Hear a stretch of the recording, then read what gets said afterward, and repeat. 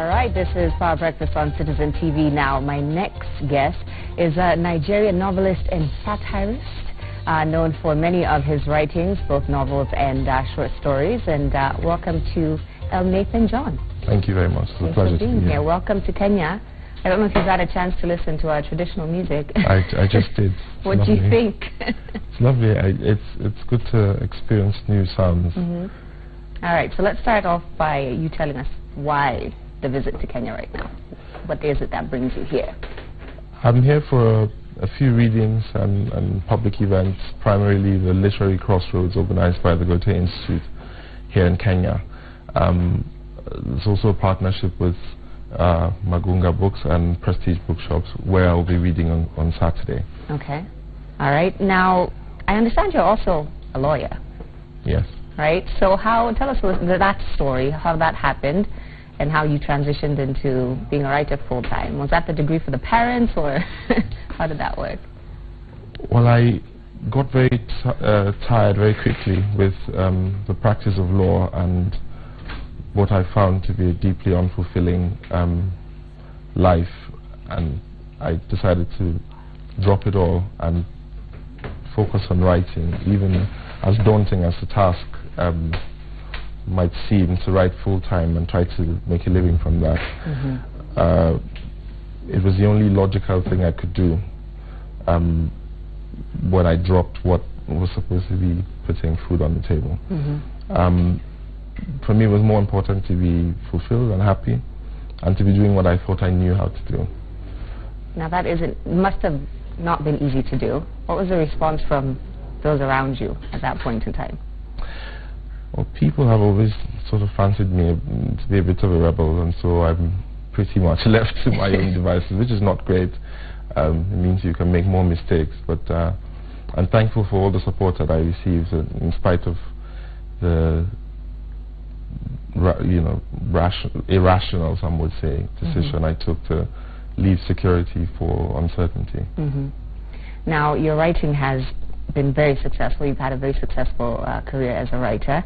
You've been shortlisted and longlisted for quite a number of literary awards. First of all, maybe you can tell us the difference between shortlisted and longlisted. Well, the long list is literally the long list, and the short list is when the list has been whittled down to 2 or 3. Okay. Something like that. Some of the awards that you have been nominated for: the Kane Prize for African Writing, Nigerian Prize for Literature, the Etisalat Prize for African Literature, all which come with a substantial amount of money, if I'm correct, if you win. Well, when you win, yes.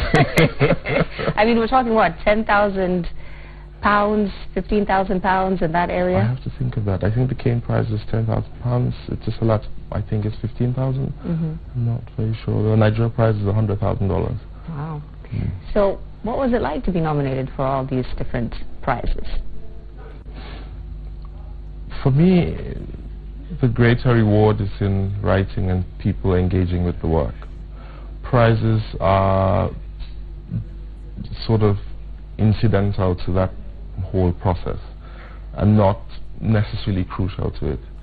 And so I probably would rather have 100,000 people reading my work than have $100,000, because in the end I would rather people engage with the work than have a plaque, on my desk that says he won a prize.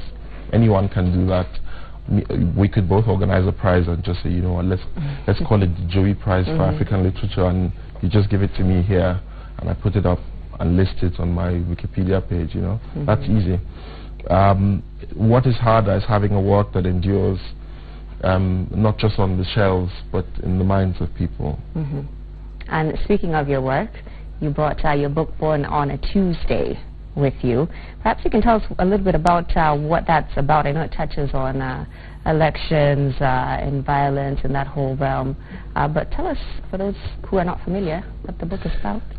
So Born on a Tuesday follows the story of a young man in search of Quranic education who's been sent very far away from home to study, and he gets caught up in the electoral violence. This is the opening of the book. He moves through many stages of discovering himself, trying to get a a father figure to replace, his father. And it's all set against the backdrop of northern Nigeria and the kind of cultural, political, and religious struggles for dominance, for prominence, and just the way people exist and live, and the ways of being of this young man, the ways of existing, the ways of expression, and the ways of development.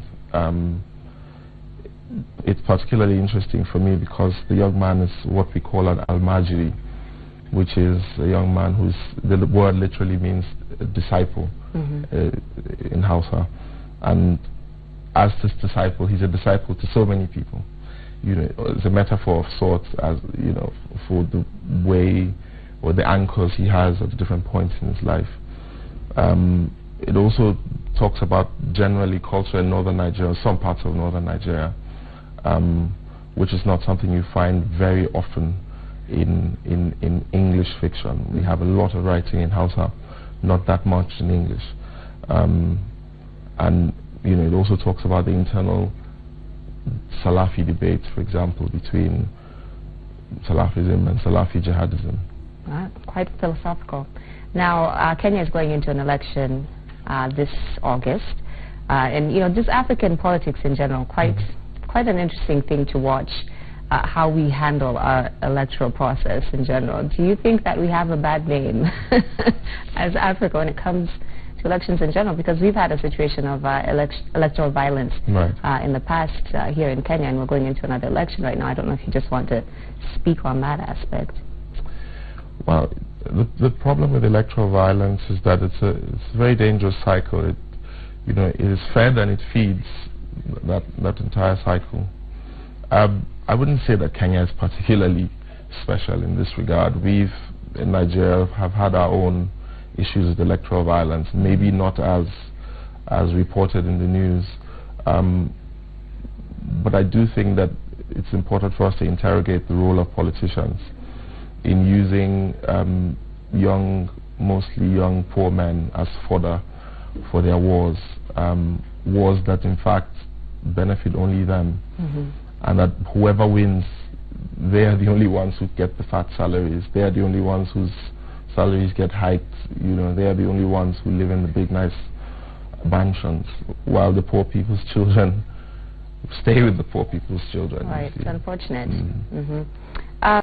We talked about the awards that you've been nominated for and how much money potentially is in those awards. But just in terms of being a successful writer and author, I'm sure there's a lot of aspiring writers watching and thinking, all right, is there money in this? I mean, is this something I can sustain? Because I don't know where the idea came from that, writing, particularly in Kenya or across Africa, is really not something that you do as a full-time career. Like if you have a law degree, why would you then cross over into something that you're not quite sure about how it will sustain you? Well, writing for prizes is not something any writer that I know who wants to be taken seriously does. And that's because, like I said, it's just incidental, and there are many successful writers who will never win big awards. There are many ways of making a living from writing, whether it's for example, writing more non-fiction, for example, for publications that pay, or even book sales, even though that is not a great way to make money unless you become a bestseller. Ultimately, however, you cannot treat writing like a job where you need, you want to get a 9 to 5. If you think of writing like that, then there's no point doing it. You're better off just going to look for a job. However, if you want to stay the course and endure whatever financial indignities will come with that, then yes, maybe it is for you. But if you think of remuneration before you start honing and learning the craft, then it's not for you. I have no advice for those people. I'd hate giving advice in general. I would just say that for those interested in writing, that has to be the first thing, and that often you get rewarded for things that you have invested in, learned, it comes from work. And often, many years down the line, you will stop thinking about the money because then it will start, paying for itself. But I did read on your website that you're not interested in writing for free. No, of course not. I don't write for free. I take my work very seriously, and I think that more writers should. That is different from wanting to get into it for the money. True. If I wanted to be rich, I wouldn't be a writer. This is the truth. However, it is a form of labor also and must be rewarded. Right. And so I find it a particular insult when people invite writers and pay everyone else. The sound guys get paid. The guys who cater get paid. The makeup artist gets paid. But the writer is supposed to be, poor and all of that. So that's for me the line. I think one cannot do it for the money. However, while it's a labor of love, it's also labor. And I spent 3 years, for example, writing this. And no, I will not work for free.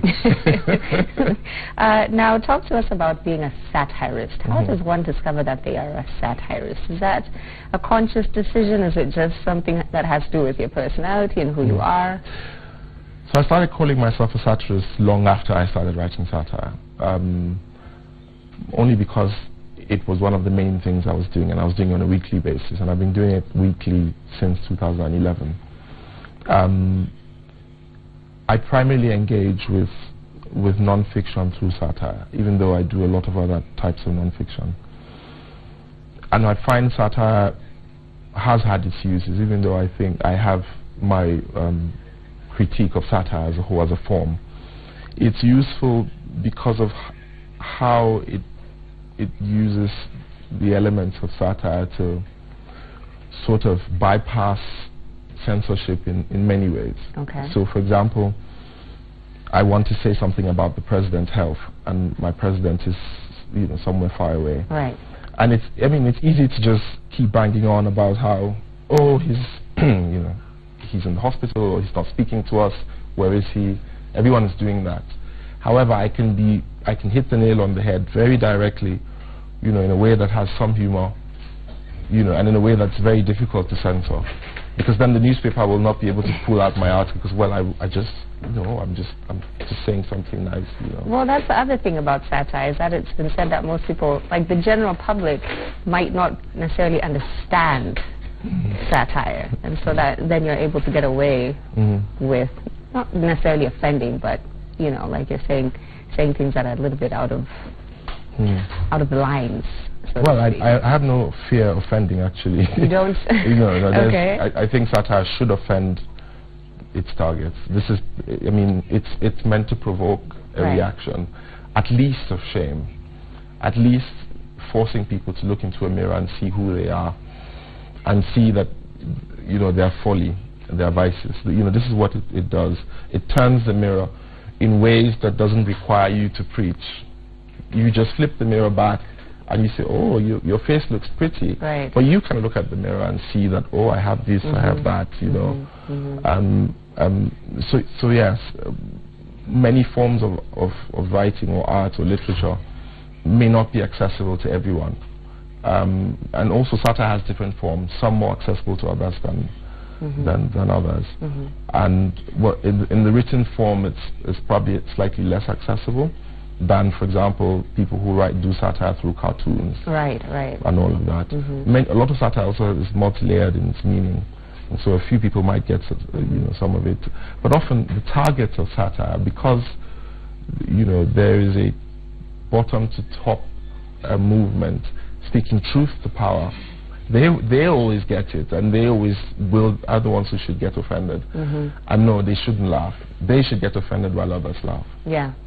Now, perhaps just as we wind up here, you can talk about the reading culture that this generation has. I don't know what your observations have been. I know you've traveled quite a bit, but particularly in Africa, do you find that young people are reading as much as they should be, especially with the digital age of having access to everything so quickly at your fingertips?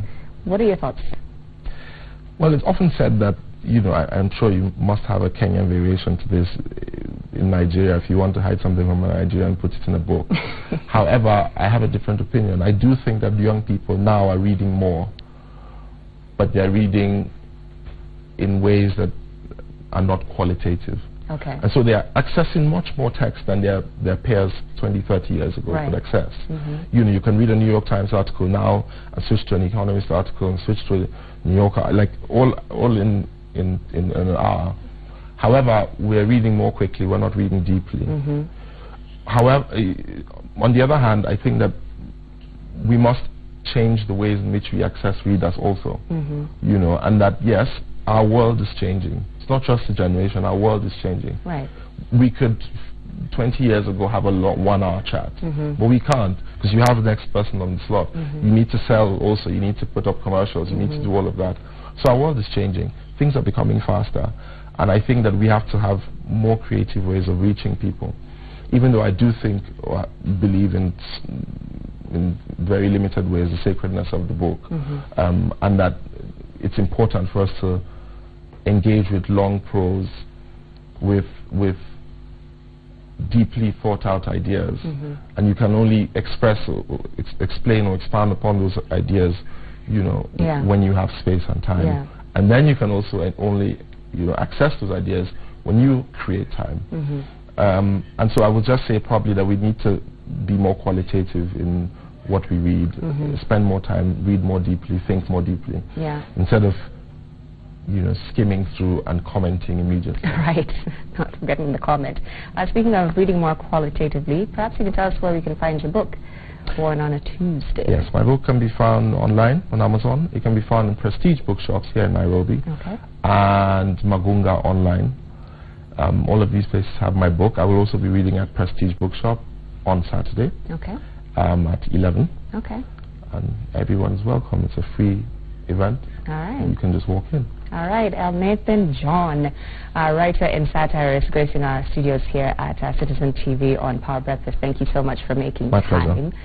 Boniface Mwangi, yet to come, having a conversation with Willis Saburo, but before that, a little bit more music.